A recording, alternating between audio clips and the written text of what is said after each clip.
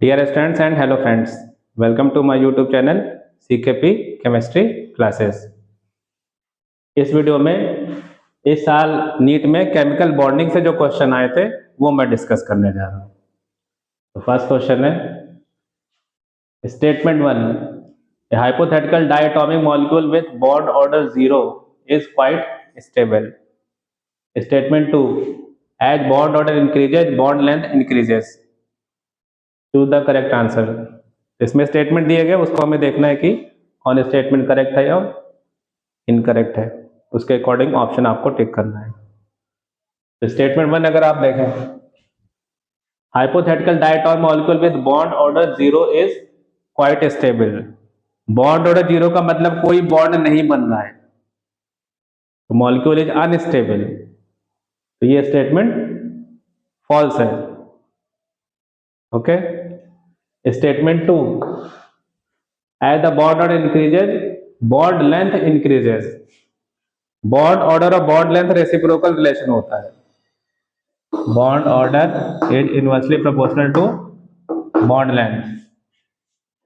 ज्यादा bond order तो bond length कम होती है, तो ये स्टेटमेंट भी फॉल्स है। तो करेक्ट आंसर आपका क्या हो जाएगा? Both statement 1 and 2 are false. Okay. Next question, list 1 में कंपाउंड दे रखे हैं और लिस्ट 2 में हाइब्रिड स्टेट और उनका स्ट्रक्चर दे रखा है। To the correct answer. बहुत इंपॉर्टेंट क्वेश्चन है केमिकल बॉन्डिंग का, अक्सर इस तरह के क्वेश्चन पूछे जाते हैं क्योंकि मॉलिक्यूल के स्ट्रक्चर से रिलेटेड होते हैं। तो ए में अगर आप देखें XCO3, XCO3 में हाइब्रिड स्टेट निकालने के लिए बॉन्ड पेयर और लोन पेयर निकालेंगे सेंट्रल एटम का। तो XCO3 में आप देखें तो बॉन्ड पेयर कितने? 3 और लोन पेयर Xe के वैलेंस शेल में 8 इलेक्ट्रॉन होते हैं, 8 में से 6 इलेक्ट्रॉन यूज हो गए, ऑक्सीजन एटम बाइवेलेंट होता है, तो एक लोन पेयर बचा।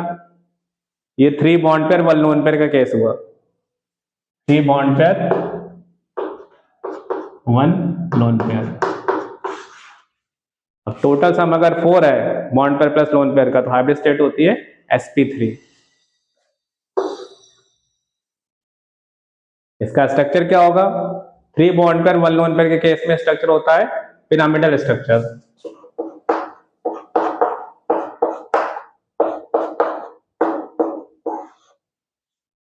According to VSEPR theory.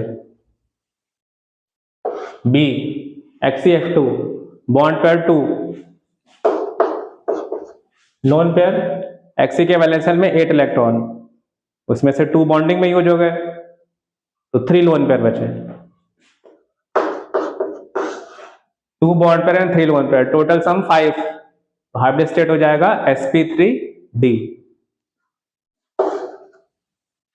और इसमें स्ट्रक्चर होता है लीनियर। XCF2 इस तरह से होता है आपका।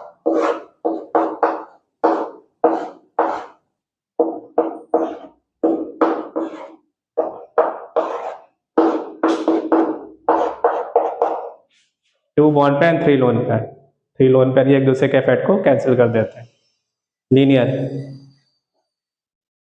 नेक्स्ट XCOF4, Xe के सराउंडिंग में यहाँ पे 5 आइटम है, तो bond pair 5, lone pair Xe के वैलेंस शेल में 8 इलेक्ट्रॉन, 2 ऑक्सीजन ले गया, 4 फ्लोरीन ले गए, तो 6 इलेक्ट्रॉन यूज हो गए, 1 लोन पेयर।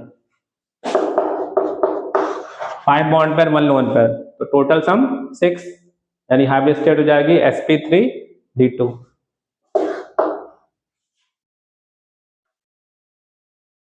और स्क्वायर पिरामिडल इसका स्ट्रक्चर हो जाएगा। 5 बॉन्ड पेयर 1 लोन पेयर में इस तरह से होता है।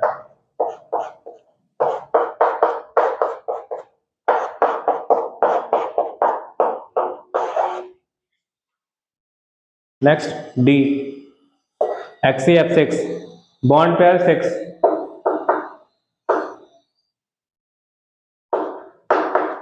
लोन पेयर Xe के वैलेंस शेल में 8 इलेक्ट्रॉन, उसमें से 6 बॉन्डिंग में यूज हो गए, तो 1 लोन पेयर, तो टोटल सम इलेक्ट्रॉन पेयर का 7, हाइब्रिड स्टेट sp3d3। और इसका स्ट्रक्चर होता है डिस्टॉर्टेड ऑक्टाहेड्रल, इस तरह से होता है।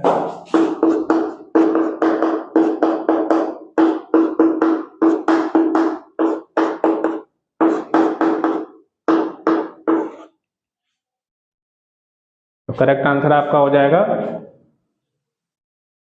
ए किसके साथ मैच कर रहा है, 2 के साथ, बी आपका 1 के साथ, सी 4 के साथ और डी 3 के साथ, फर्स्ट पार्ट। ओके।